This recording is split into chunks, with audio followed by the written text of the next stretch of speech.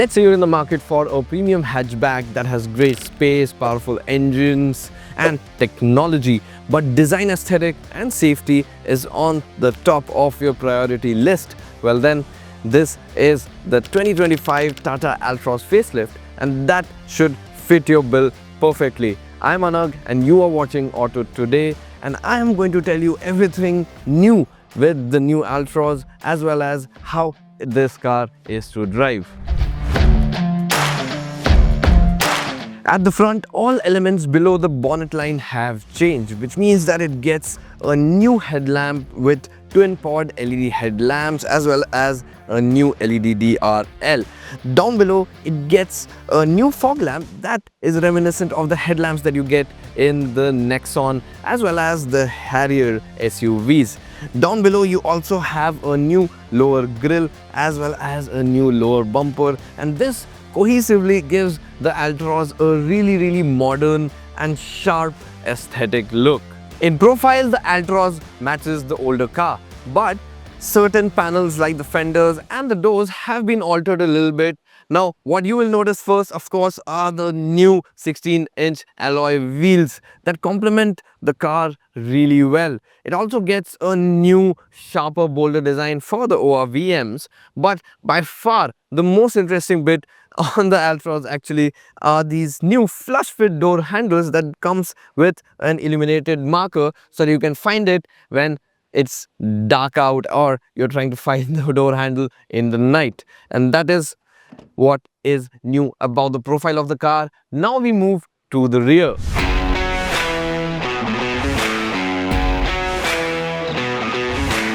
The sporty and modern aesthetic of the Altroz continues to the rear as well. Now, this accomplished S trim of the Altroz gets a full width LED light. Now, it also gets new LED tail lamps with a graphic on the sides as well. Now, down below you get a new blacked out lower bumper, and up here you get a new roof spoiler. Now, all of these elements really give the Altroz a sportier and more modern look, and I think it is one of the best looking hatchbacks in the segment. Now, let us get inside the car to see what is new there.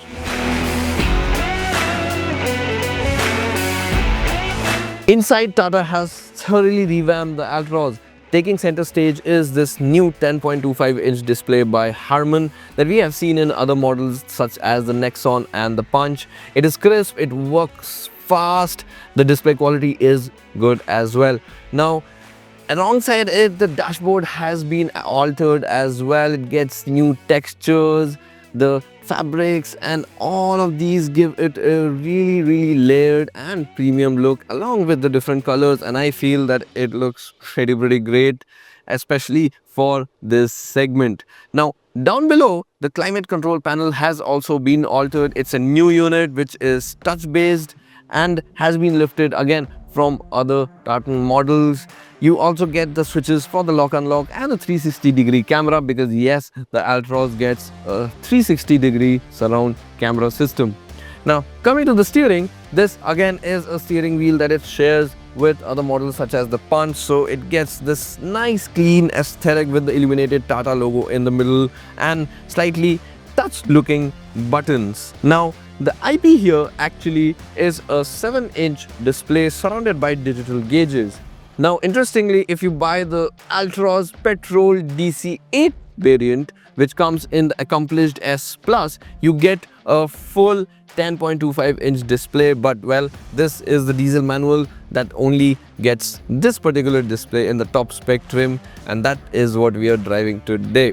Now, in addition to that, Tata has also addressed some comfort concerns with the Altroz, and the biggest one of them has been the seats, which have been thoroughly altered. Now, as you can see, it gets greater thigh support, the squab has been altered, you also get better cushioning on the sides and the bolsters, also the headrests, and overall the seats feel softer, comfier and more supportive. Now, let's hop in the back and see how the space is there. Now, considering that this is just a facelift, space in the rear has more or less remained the same. So you get more or less the same amount of space So the headroom isn't great. I'm 5'8" for example, and well, I am sitting pretty close to the roof right here, but well, you do have it a bit scooped out, so I'm not hitting my head. Now, they have also altered the seating geometry just like the front, so you got this new thigh support right there and slightly better cushioning, and it is overall more comfortable. There is also an armrest with cup holders, and it is a comfortable place to be in. The driver's seat has been adjusted to my driving position, and well, the knee room is great, but what isn't great is the leg room, and I think that could have been done better. Now, in terms of features for the rear passengers, you get bottle holders and space to keep your phone also behind the seat as well. Now, the most interesting part for me is that Tata has now added Type-C charging ports that have a 65-watt output, which is pretty fast. That is also available in the front as well as for the rear passengers right there.